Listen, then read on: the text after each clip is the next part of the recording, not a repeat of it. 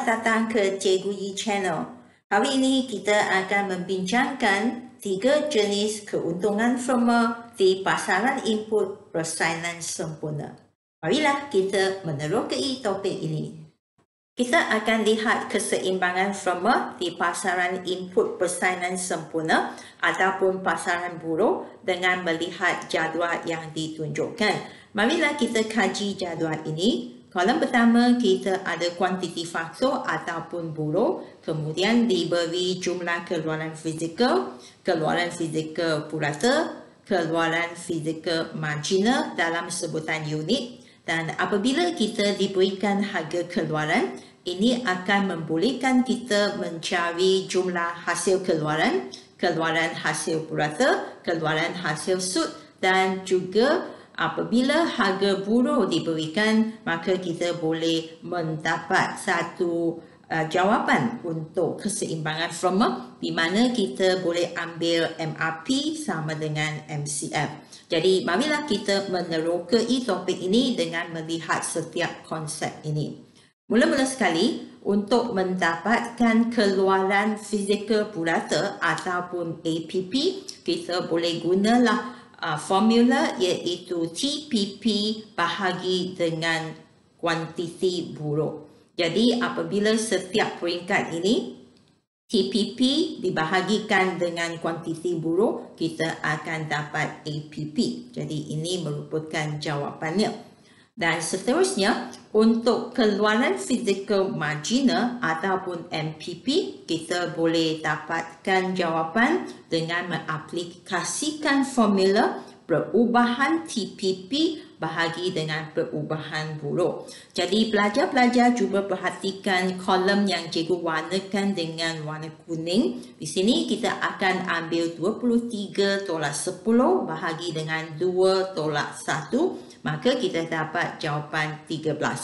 Manakala untuk kuantiti buruh yang pertama, kita akan guna 10 tolak 0 bahagi dengan 1 tolak 0. Jadi inilah satu siri jawapan untuk MPP.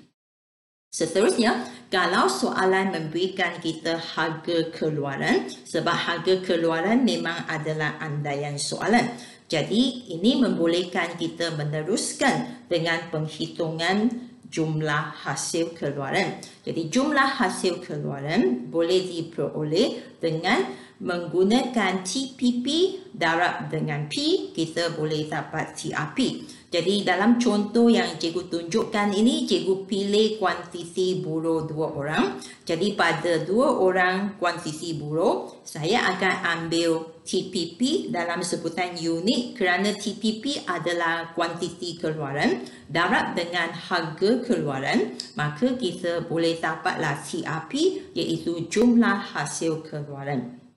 Dan ini adalah jawapan lengkap untuk TRP. Seterusnya, untuk keluaran hasil purata iaitu ARP, maka kita akan guna formula TRP bahagi dengan kuantiti buruh. Jadi di sini untuk unit yang kedua iaitu penggunaan 2 orang buruh, cikgu ambil 230 TRP bahagi dengan kuantiti buruh 2 orang, maka cikgu dapat 115. Jadi bila pelajar mengaplikasikan formula yang sama, semua jawapan akan diperoleh. Ya. Teruskan dengan keluaran hasil sud. Keluaran hasil sud didapati dengan mengambil perubahan TRP ya, bahagi dengan perubahan kuantiti buruh. Jadi setiap contoh yang cikgu tunjukkan langkah kerjanya adalah berdasarkan kepada 2 orang buruh.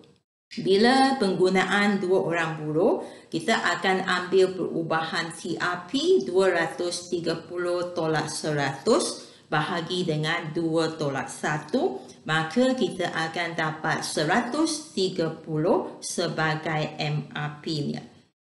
Dan seterusnya, kita boleh lihat harga buruh. Harga buruh dalam konteks ini adalah diberi oleh soalan peperiksaan. Jadi andaian untuk kali ini cikgu bagi harga buruh adalah RM40. Dan kenapa harga buruh adalah sama untuk setiap kuantiti buruh yang digunakan? Ini adalah kerana pasaran input ini adalah persainan sempurna. Jadi di sebuah pasaran persainan sempurna, semua input adalah homogen ataupun sama jenis, maka mereka akan dibayar upah yang sama. Jadi harga buruh adalah upah dan upah adalah MCF iaitu cost marginal factor dan juga adalah ACF iaitu cost purata factor. Bagi pelajar-pelajar yang kurang fasih tentang penggunaan formula dan juga penghitungan untuk konsep-konsep penting ini, sila melihat video cikgu di bawah tajuk keseimbangan firma di pasaran buruh persainan sempurna. Cikgu ada huraian yang lengkap dan lebih terperinci di bahagian video itu. Jadi untuk pelajaran hari ini, cikgu kurang menekankan tentang formula dan juga penghitungan sebab ini telah diajar dalam video yang sebelumnya. Hari ini cikgu akan tumpukan kepada cara lukisan keluk untuk menunjukkan keuntungan firma ya. Sebelum kita melengkapkan jadual kita untuk kolom yang terakhir iaitu MRP dan MCF, marilah kita imbas kembali apakah syarat keseimbangan firma di pasaran input persainan sempurna. Bagi keseimbangan firma di pasaran input, kita akan menggunakan persamaan keluaran hasil marginal sama dengan kos marginal faktor. Jadi keluaran hasil marginal adalah MRP dan sama dengan kos marginal faktor adalah MCF. MCF adalah sama dengan upah. Jadi ini bukan sahaja syarat keseimbangan untuk firma di pasaran buruh. Pada masa yang sama, ini juga adalah satu syarat untuk firma memaksimumkan keuntungan di pasaran buruh. Marilah kita lihat balik jadual tadi. Di bahagian MRP dan MCF ataupun harga buruh, upah buruh, di sini cikgu telah highlight dengan warna hijau dan biru supaya dia lebih signifikan kepada pelajar. Apabila kita lihat keluaran hasil sud ataupun MRP, didapati bahawa nilainya adalah semakin meningkat. Maksudnya MRP semakin meningkat apabila penggunaan buruh adalah semakin meningkat.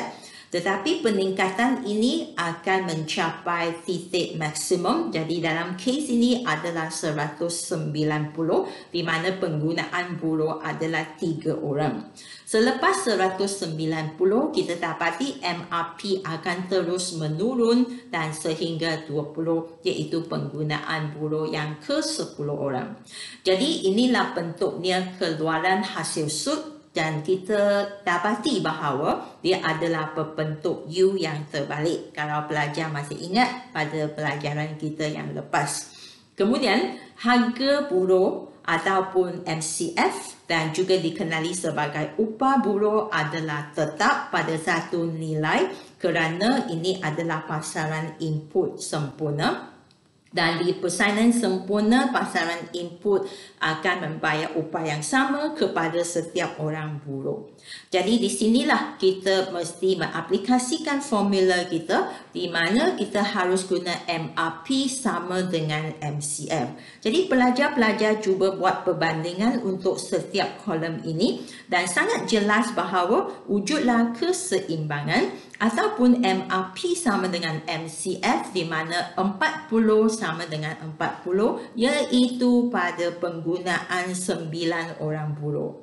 Manakala kalau pelajar-pelajar perhatikan penggunaan buruh pertama hingga 8 orang, maka tidak wujud sebarang nilai yang sama antara MRP dan MCF. Malahan kita dapati MRP lebih besar daripada MCF.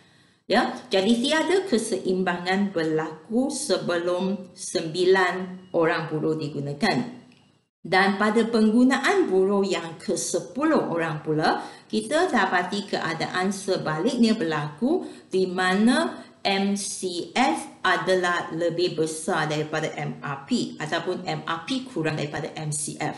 Jadi kesimpulan kita ialah dari penggunaan seorang buruh hingga 8 orang buruh, kita dapati MRP adalah lebih besar daripada MCF. Pengeluar harus menambahkan penggunaan buruh. Sehingga penggunaan buruh 9 orang di mana MRP sama dengan MCF, inilah keseimbangan firma. Tapi kalau firma terus menggunakan buruh sehingga 10 orang, kita dapati ketidakseimbangan akan muncul semula, tetapi keadaan sebaliknya di mana MRP sekarang kurang daripada MCF. Jadi kalau kita perhatikan, kita dapati 9 orang buruh digunakan, inilah merupakan di mana keseimbangan firma telah dicapai pada upah RM40, iaitu MRP sama dengan MCF. Cikgu akan tunjukkan keseimbangan firma di pasaran buruh pesanan sempurna dengan lakalan keluknya. Jadi marilah kita lihat paksi X adalah buruh dan paksi Y adalah upah. Kita masukkan keluk merah yang mendaftar ini yang melambangkan ACF iaitu kos purata faktor, MCF kos marginal faktor dan W adalah upah buruh. Dalam pasaran buruh pesanan sempurna kerana upah adalah malah, jadi kita akan melukiskan garisan yang mendatar yang mewakili WO. Kemudian kita masukkan keluk MRP iaitu keluaran hasil marginal buruh. Ia adalah berbentuk U yang terbalik. Apabila keluk MRP bersilang dengan keluk MCF, maka terbentuklah titik keseimbangan di pasaran buruh. Dan pada titik E ini kita boleh menentukan upah keseimbangan di pasaran buruh ialah WO dan kuantiti buruh adalah pada LO. Dan berdasarkan kepada jadual yang kita buat tadi, maka keseimbangan akan dicapai pada upah RM40 dengan penggunaan buruh 9 orang. Jadi kita boleh buat satu kesimpulan, keseimbangan firma dicapai pada titik E apabila keluaran hasil marginal MRP sama dengan kos marginal faktor MCF. Jadi kita boleh membuat satu kesimpulan iaitu keseimbangan firma dicapai pada titik E apabila keluaran hasil marginal MRP sama dengan kos marginal faktor di pasaran buruh. Dan kadar upah buruh ialah WO, kuantiti buruh yang diminta dan juga ditawarkan ialah LO.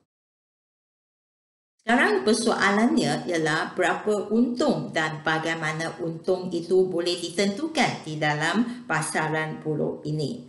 Jadi untuk menentukan untung yang diperoleh oleh firma, kita akan melihat tambahan dua keluk iaitu ARP dengan ACF. Ini adalah keluk ARP. Jadi ARP juga berbentuk U yang terbalik dan dia adalah disilang oleh MRP pada titik maksimumnya. Cuba belajar perhatikan keluk yang berwarna ungu ini, dia adalah ARP iaitu keluaran hasil purata. Apabila kita lakarkan keluk ini, pada mulanya tambahan penggunaan buruh akan meningkatkan ARP dan dia mencapai titik maksimum kemudian akan menurun.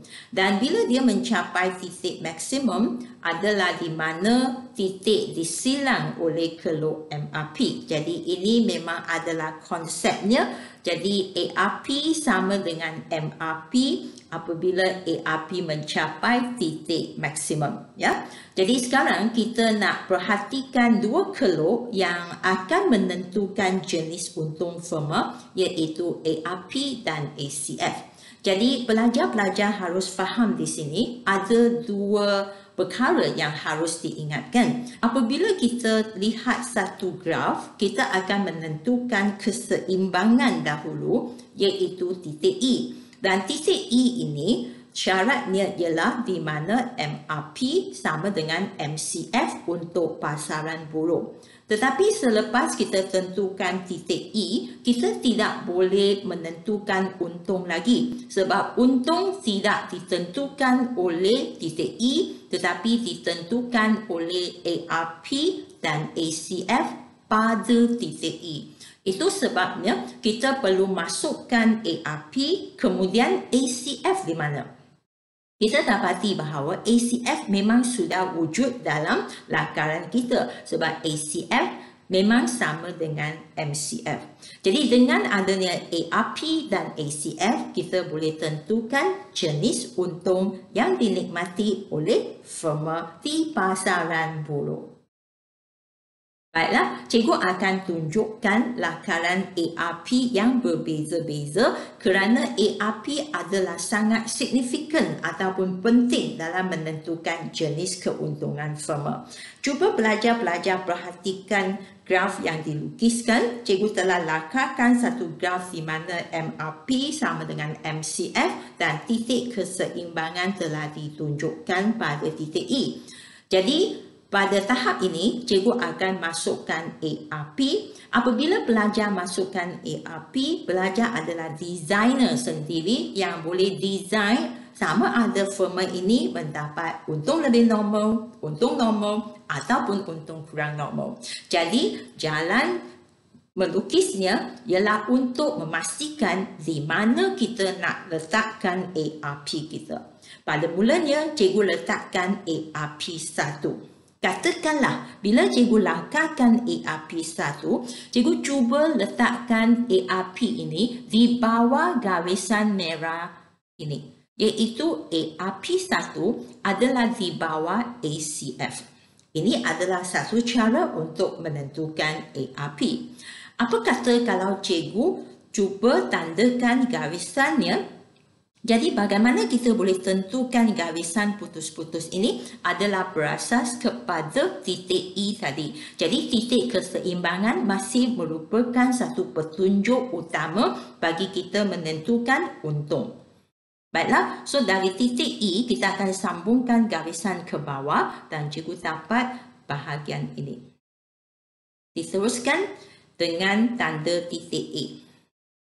Dan ini adalah ARP 1 saya, ya, pada titik E. Kita tengok ke bawah, kita harus fokus pada titik E sahaja sebab ini titik keseimbangan. Jadi dari titik keseimbangan kita tengok ke bawah, titik A ini adalah ARP 1. Apabila cikgu cuba design atau reka bentuk ARP yang kedua, iaitu ARP 2, apakah bezanya? Cikgu sudah naikkan ARP lebih tinggi di mana titik maksimum memang disilang oleh MRP, tetapi titik maksimum sentuh pada ACF sekarang ataupun pada MCF sama, ya. Jadi bila dia sentuh di sini, dia memberikan implikasi yang lain pula. Nanti cikgu akan ajar, ya. Jadi di sini cikgu juga boleh masukkan garisan putus-putus ini dan inilah pada titik keseimbangan E. Ni letaknya titik B yang merupakan titik ARP 2 pada keseimbangan tersebut. Dan kalau cikgu design lagi satu ARP di atas garisan merah. Kalau pelajar perhatikan, kaki dia di bawah garisan merah itu tidak penting. Yang penting ialah bahagian yang maksimum ni yang disilang oleh MRP.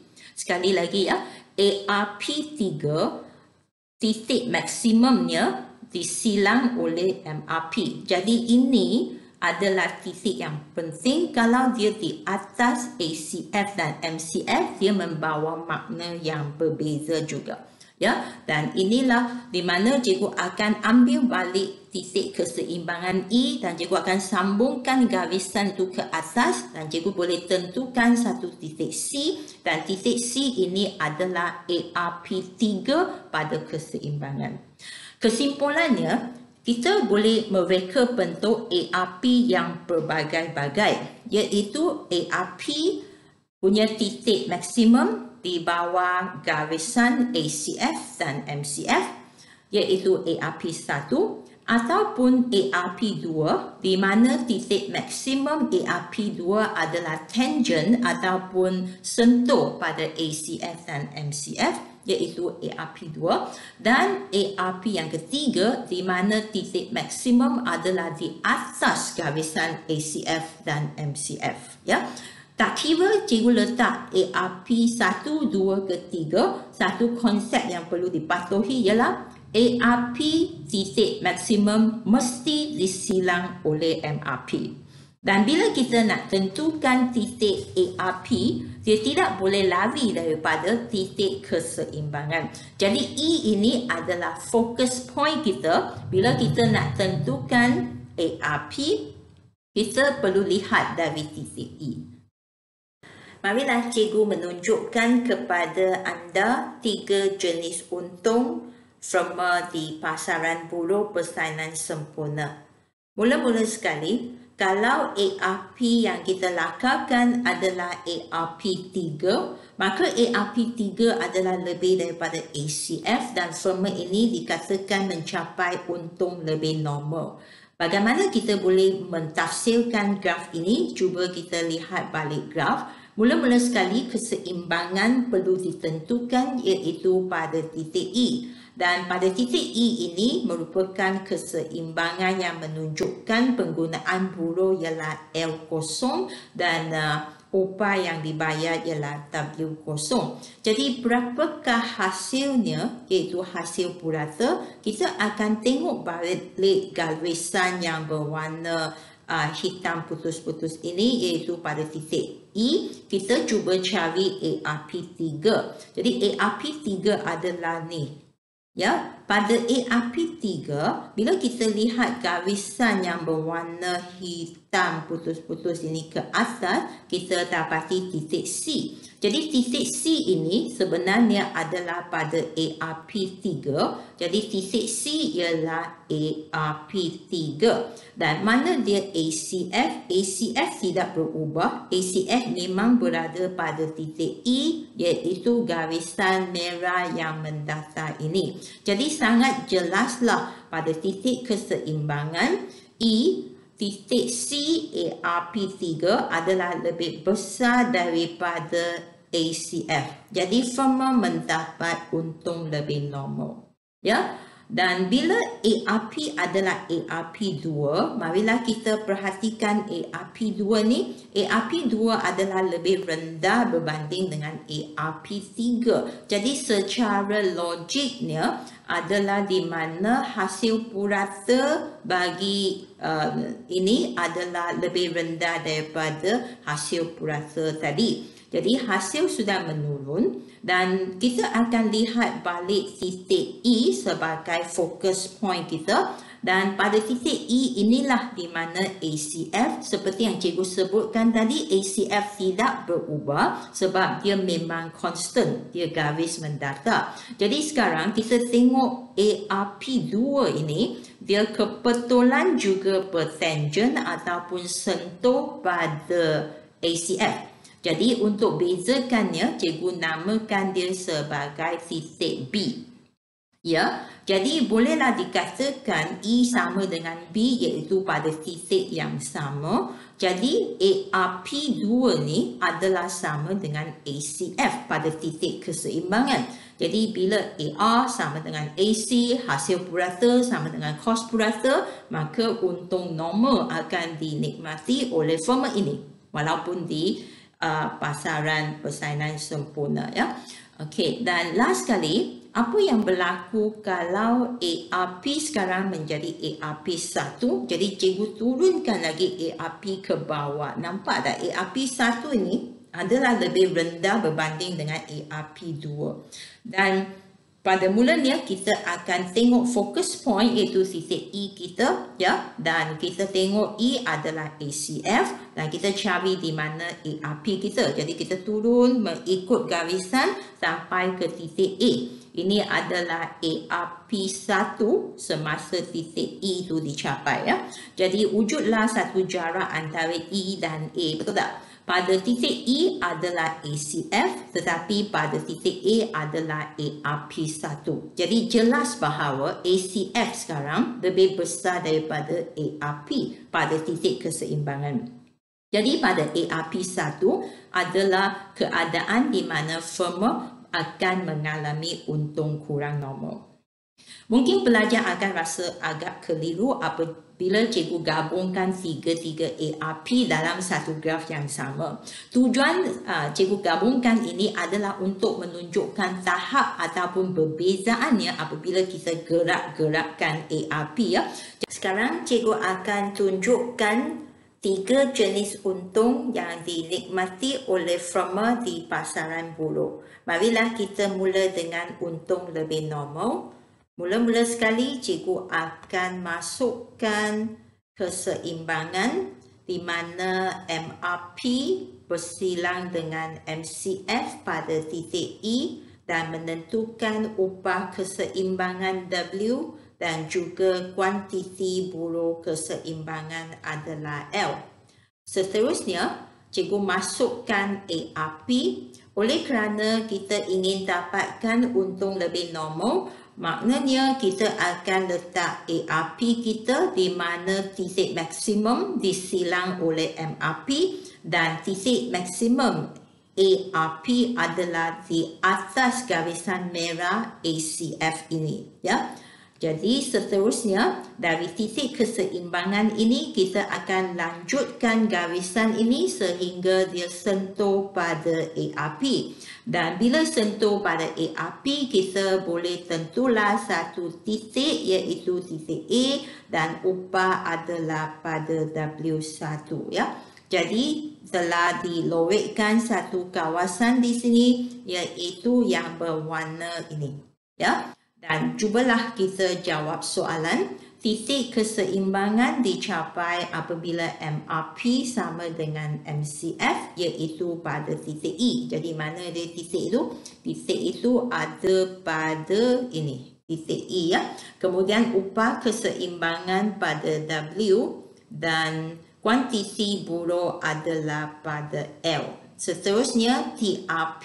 TRP adalah jumlah hasil keluaran. Jadi kita akan ambil kawasan ini ya.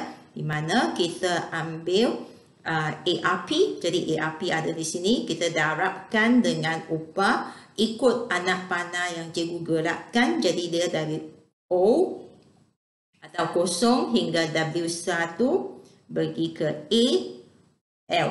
Jadi kawasan O, W1, A, L. Itu adalah TRP. Di mana kita ambil ARP darab dengan kuantiti buruh. Seterusnya TCF kita akan ambil ACF darab dengan kuantiti buruh ikut anak panah O, W, E, L. Apabila kita ambil TRP tolak TCF maka dapatlah kawasan yang berwarna ini. Dan kawasan yang berwarna ini adalah keuntungan. Apakah jenis untung ini? Untung lebih normal iaitu WW1AE. Sekarang kita cuba praktikkan apa yang kita pelajari tadi dengan melihat graf ini sekali lagi. Tetapi cikgu masukkan angka sekarang. Inilah graf dia. Jadi titik keseimbangan dicapai pada MRP sama dengan MCF iaitu pada titik E dan sekarang upah keseimbangan adalah RM10. Kuantiti buruh keseimbangan adalah 10 orang. Seterusnya, kalau kita diminta cari TRP, kita akan ambil ARP ya, iaitu jarak menegak ini sebanyak 15. Darab dengan kuantiti buruh 10, kita akan dapat 150. Dan TCF pula, kita akan cari ACF. ACF sama dengan MCF, jadi pada titik ini upah adalah 10. Ya, darab dengan 10 unit atau orang buruh, kita dapat 100. Jadi akhirnya keuntungan adalah TRP tolak TCF dan kita ambil 150 tadi tolak 100, maka kita dapat 50. Jadi RM50 adalah kawasan yang berlobek ini sebagai untung lebih normal yang dinikmati oleh firma di pasaran buruh persaingan sempurna. Jadi terdapat dua jenis soalan boleh ditanya dalam peperiksaan, iaitu sama ada dalam nilai untuk penghitungan ataupun dalam huruf. Seterusnya, cikgu akan membawa anda untuk melihat untung normal firma di pasaran input. Jadi kita tengok semula di mana kalau MRP bersilang dengan MCF pada titik E menentukan upah keseimbangan W dan juga kuantiti buruh keseimbangan pada L.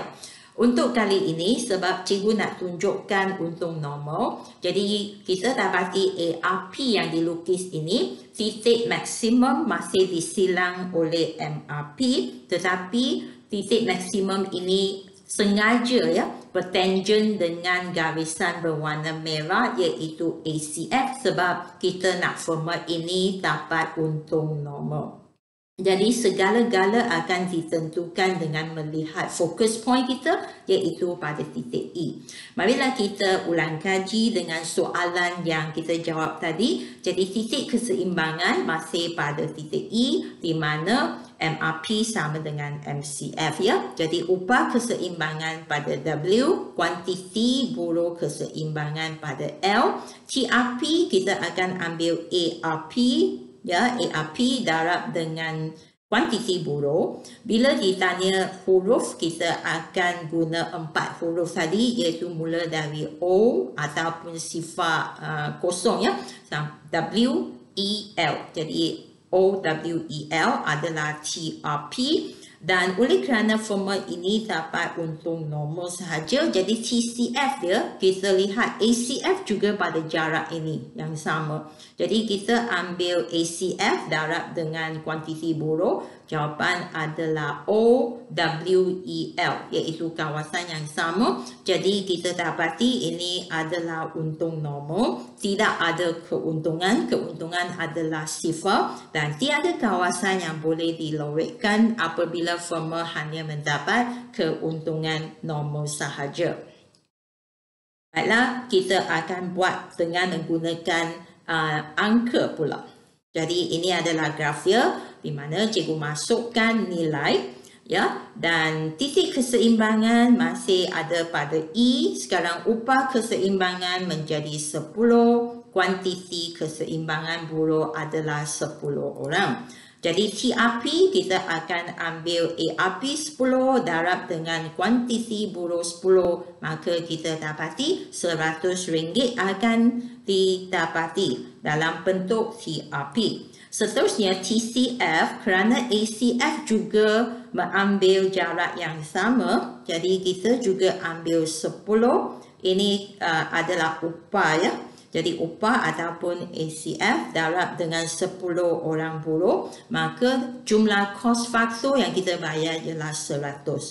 Apabila kita dapat hasil 100 dan kita juga bayar kos 100, keuntungannya adalah sama dengan sifar. Jadi firma tidak dapat keuntungan, tetapi dalam konsep ekonomi kita masih kenalinya sebagai untung normal, iaitu dia akan dapat balik pulangan modalnya. Seterusnya kita lihat untung yang terakhir iaitu untung kurang normal dan juga dikenali sebagai kerugian. Jadi marilah kita lakarkan graf. Sampai tahap ini saya rasa pelajar pun sudah fasih dengan lukisan graf. Jadi marilah kita tengok untung kurang normal. Syarat yang paling penting ialah bila cikgu lakarkan ARP, nampak tak ARP akan berada di bawah garisan merah ini yang merupakan ACF. Dan titik maksimum masih disilang oleh MRP, tetapi persilangan ini berlaku di bawah garisan merah tadi. Dan bila kita nak tentukan semua titik ni, dia tidak boleh lari daripada fokus point kita iaitu pada titik E. Ya, jadi titik yang lain tak penting, kita akan dari titik E kita sambung ke bawah. Jadi di sinilah kita tentukan titik B dan W1. Jadi lorikkan kawasan kelabu ini ya. Jadi marilah kita jawab soalan titik keseimbangan masih pada E, iaitu MRP sama dengan MCF. Upah keseimbangan adalah W2 sebab dia berdasarkan kepada ACF dan W dan juga MCF. Kuantiti buruh keseimbangan berdasarkan kepada E, tengok ke bawah adalah L dan TRP ialah ARP darab dengan kuantiti buruh. Nah, pelajar perhatikan sekarang ya, ARP sekarang ada pada titik B ya. Jadi kita dapati bila kita ambil jarak BL darab dengan kuantiti buruh, huruf yang kita perlu bacakan ialah O, W1, BL. TCF boleh didapati dengan melihat ACF darab dengan buruh. Jadi TCF adalah O, W2, EL. Apabila kita guna TRP tolak TCF, di sini oleh kerana TRP adalah kurang daripada TCF. Sebab ACF pada titik E tetapi ARP pada titik B. Jadi kerugian seunit memang dialami. Bila kita darabkan dengan buruh, kita dapati kerugian yang dialami oleh firma ini adalah sebesar kawasan berlorik iaitu pada W1, W2 dan darab dengan EB. Jadi kawasan W1, W2, EB adalah untung kurang normal yang dialami oleh firma ini. Kalau kita lihat penghitungannya dengan menggunakan angka, kita akan dapati titik keseimbangan masih pada titik E. Upah keseimbangan adalah pada RM10 dan kuantiti buruh keseimbangan adalah pada 10 orang ya. Dan TRP kita akan ambil ARP iaitu pada titik B, jadi RM8 darab dengan 10, kita dapat 80 sebagai jumlah hasil keluaran. Dan pada masa yang sama TCF kita akan ambil ACF iaitu upah darab dengan kuantiti buruh 10, kita dapat 100. Jadi di sini jelaslah TRP telah kurang daripada TCF. Jadi firma akan mengalami kerugian di mana kita ambil RM80 tolak RM100, jadi kerugian sebanyak RM20 yang diwakili oleh kawasan yang dilorikkan atau diwarnakan dengan warna kelabu. Dalam topik hari ini, pelajar-pelajar telah mempelajari bagaimana keseimbangan firma boleh dicapai di pasaran buruh persaingan sempurna, iaitu di mana MRP sama dengan MCF. Dan pelajar-pelajar juga mengenal pasti apabila firma mencapai keseimbangan di MRP sama dengan MCF, ada 3 jenis keuntungan yang boleh dinikmati oleh firma tersebut, iaitu untung lebih normal, untung kurang normal dan juga untung normal. Dan jenis keuntungan yang diperoleh oleh firma tersebut adalah amat bergantung kepada perbezaan antara ARP dengan ACF. Cikgu harap pelajar-pelajar bukan sahaja boleh melangkarkan keluk itu dan menunjukkan kawasan keuntungan, tetapi juga boleh menghitungkan jumlah keuntungan dengan mengaplikasikan formula-formula yang dipelajari. Sehingga kita berjumpa lagi. Bye. Jangan lupa untuk subscribe, like dan share Cikgu Yi Channel untuk menonton video-video yang lebih menarik pada masa akan datang. Saya adalah JD Yi.